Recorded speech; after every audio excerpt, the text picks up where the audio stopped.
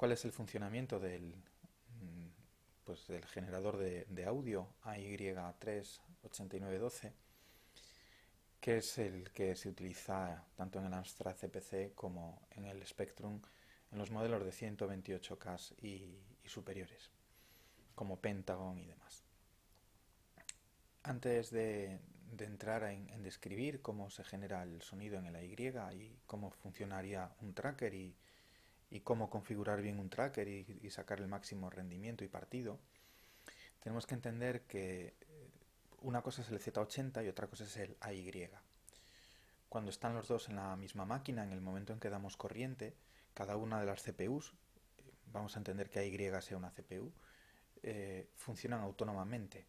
Es decir, el Z80 va a ejecutar el código que ya tenga programado, el que cargue en ese momento, y AY estará generando sonido según unas características y con unos valores que podremos cambiar, pero va a estar generando sonido. El hecho de que al encender la máquina no suene no significa que la Y no esté funcionando, sino que ya está funcionando, está generando, pero lo que genera es silencio, con lo cual no oímos nada, no suena nada, pero realmente está funcionando. Hay que explicar también que el Z80, lo explico un poquito con este gráfico que tengo aquí. Normalmente cuando vamos a hacer música in-game, lo que hacemos es hacer uso de las interrupciones. Esto que está ampliamente documentado y que no es tan complejo. La gente se asusta en el momento en que hay que utilizar interrupciones, pero las interrupciones es algo tan sencillo como que se está ejecutando el código de un programa, el que sea.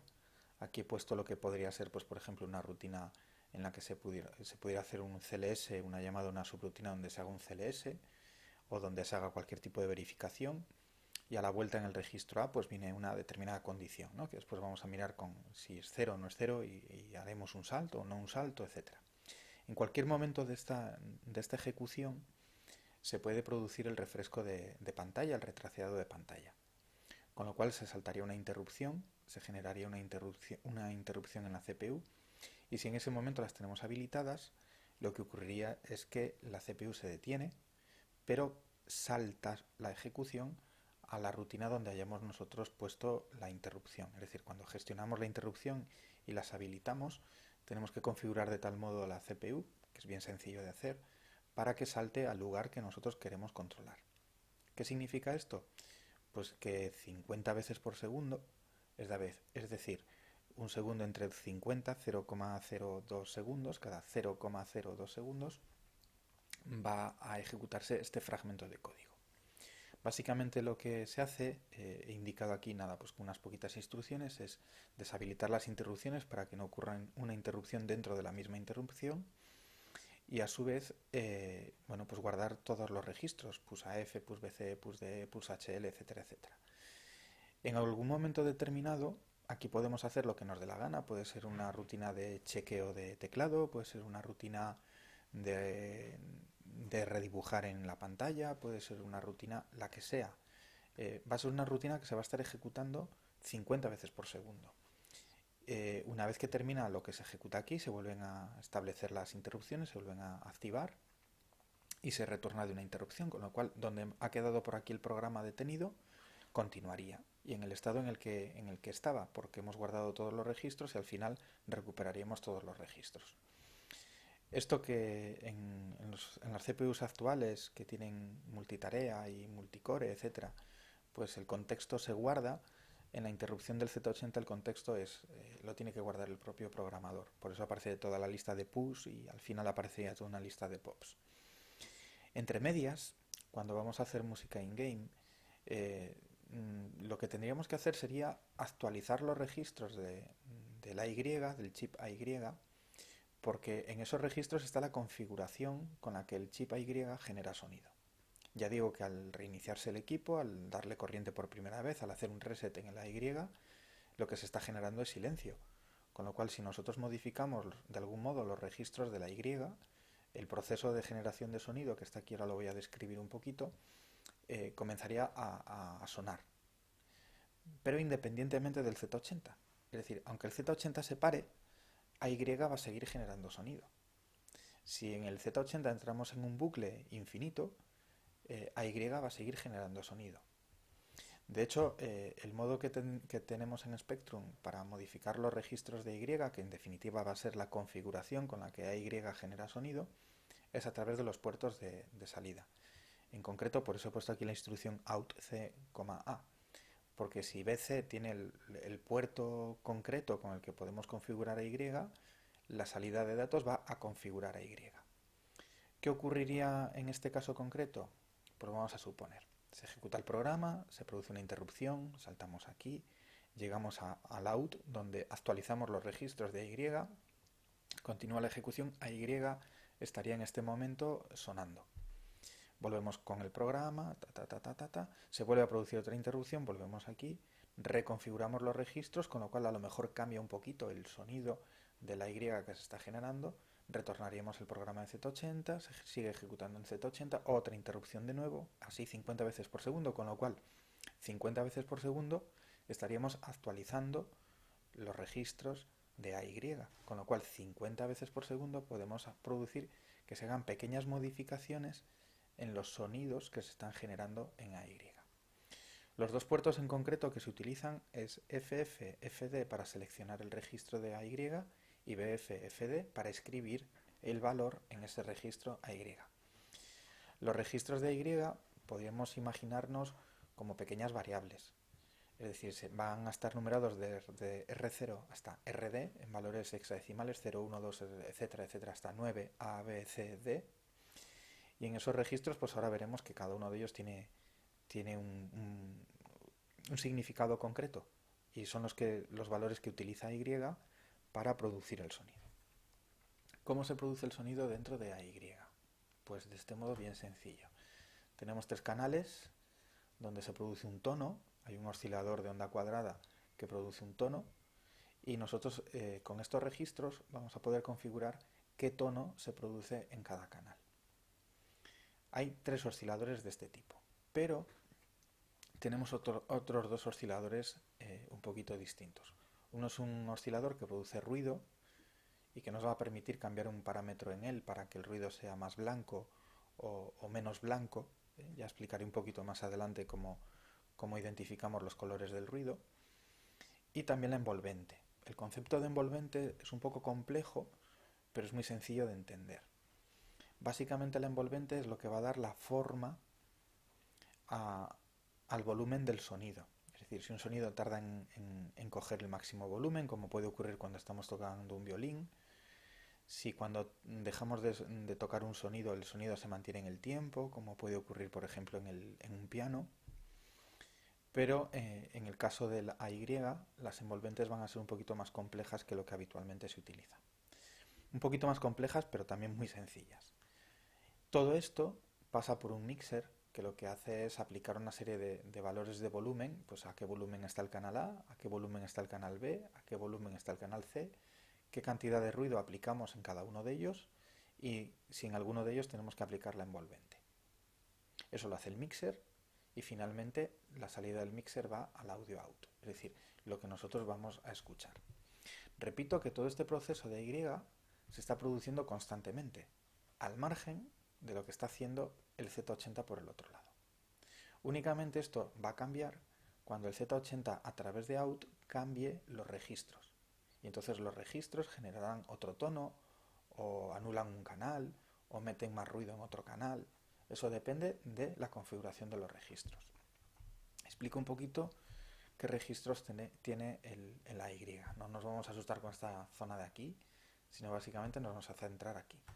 Los registros de AY son, como decía, hay 3 osciladores que marcan el tono del canal A, tono del canal B y tono del canal C. ¿Por qué se utilizan 2 registros por cada uno? Porque son valores de más de 8 bits, en concreto son de 12. Para eso lo que utiliza es R0 como el valor bajo, que tendría 8 bits, y R1 solamente va a utilizar 4 bits, con lo cual tendríamos un valor de 12 bits. ¿Qué generamos aquí? No generamos la frecuencia, sino el periodo. Es decir, a un valor alto la frecuencia va a ser baja, porque el periodo va a ser muy largo. A un valor más bajo el periodo es más corto y por tanto la frecuencia es más alta. Esto es muy importante. Cuando subimos, por así decir, el tono, entre comillas, este valor, el periodo es más largo, con lo cual no estamos subiendo la frecuencia del tono, sino bajándola. Y lo mismo ocurre con el generador de ruido, que como hemos dicho antes, solo tenemos uno, es decir, es ajeno a los tres canales. Tenemos aquí el generador de ruido. El generador de ruido tiene también un noise period, que lo que va a marcar es el color del ruido. Cuanto más alto sea el periodo del noise, lo que hace es que el ruido varía menos, se produce menos ruido blanco y se produce un ruido más oscuro. De hecho, se llama un ruido más marrón. Ya veremos el ejemplo para que veamos la diferencia de sonido entre un ruido blanco blanco y un ruido que tiene menos variación, menos color. Para el control del mezclador, que es el registro R7, se divide en diferentes campos de bits, pero fijaos que es muy sencillo porque sencillamente estamos diciendo si el canal A, el canal B y el canal C tienen activado el generador de tono.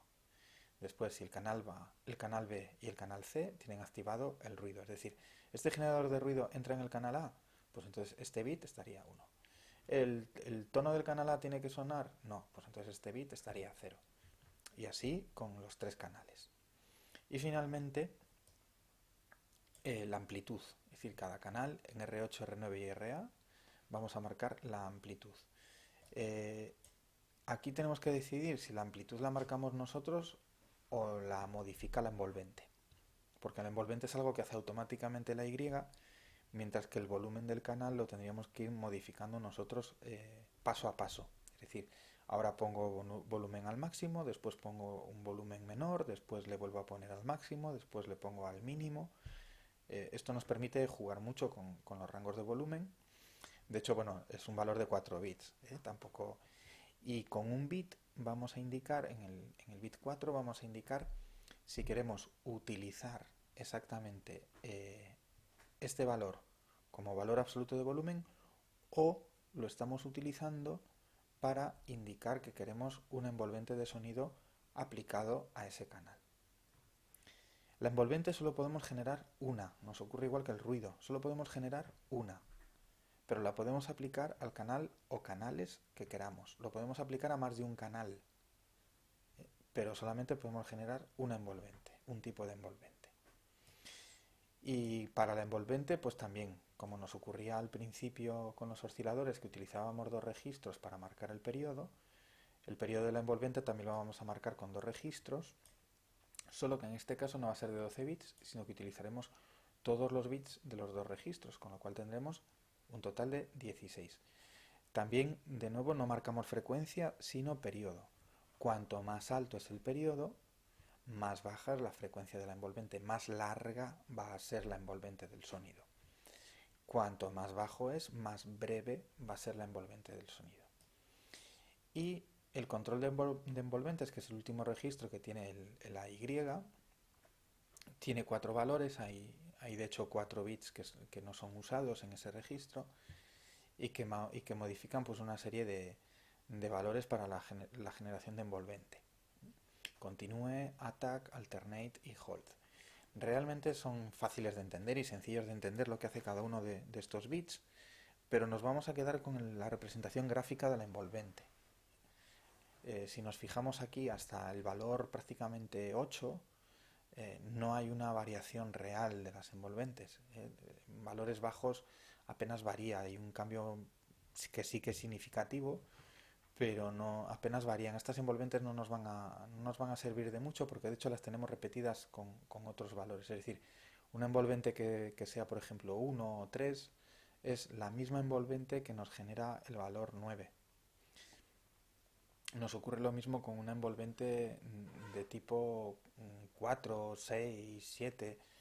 ¿Por qué? Pues porque nos va a generar una envolvente que es la misma que la envolvente F. Bueno, aun con todo, esta envolvente sí que nos va a ser útil, especialmente la 7, porque en los trackers la envolvente F no la vamos a utilizar habitualmente. Eso va a ser el valor que nos identifica que no hay envolvente, con lo cual pues perderíamos esta capacidad. Pero bueno, la tendríamos aquí y la podríamos utilizar en este rango numérico.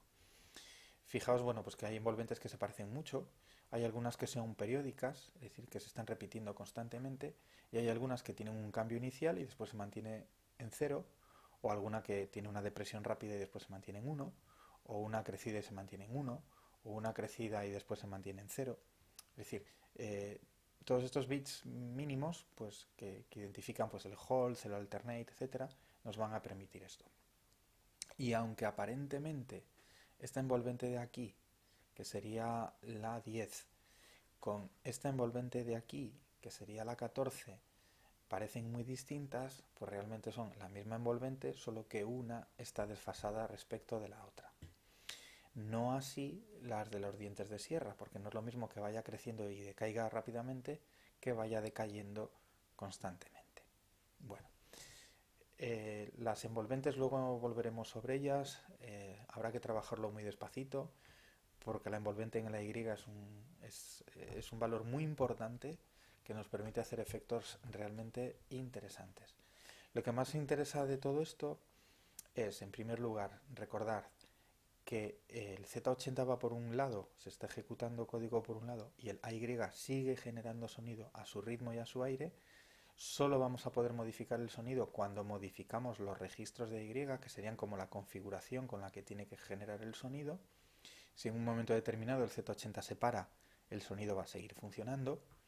Por eso, por ejemplo, cuando estamos pues con una NMI, por ejemplo, o yo que sé, el Div MMC o el Divide, y tenemos un juego que está sonando en 128K, está sonando por la Y.